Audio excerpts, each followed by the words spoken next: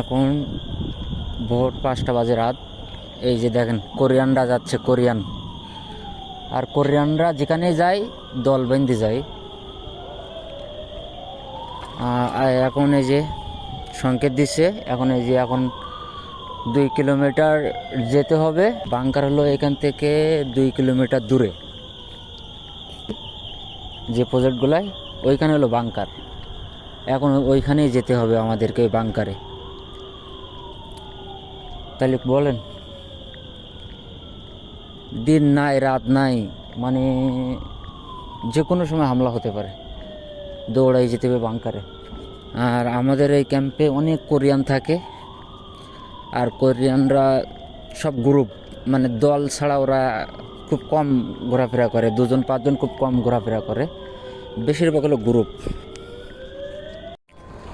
দেখেন কি পরিমাণ মানুষ। এগুলা যারা যাই যেতে সব কোরিয়ান, বাঙালি, রাশিয়ান সব আছে। দেখেন হাজার হাজার মানুষ। আমরা হলো এখন হামলা হয়েছে কোথায়, এখানে করছে, আমরা সব বাংকারে গিয়ে ঢুকছিলাম। হাজার হাজার বলা ভুল হবে, মানে কয়েক লাখ ধরা যায়, কয়েক লাখ। সব আমরা এই যে বিল্ডিংগুলোর কাজ করছি, এখনও কাজ চলমান আছে এখানে। আর কিছু কিছু বিল্ডিং কাজ আমরা কিছু শেষ হয়েছে, কাজ চলমান আছে। সবের ভিতরে ঢুক।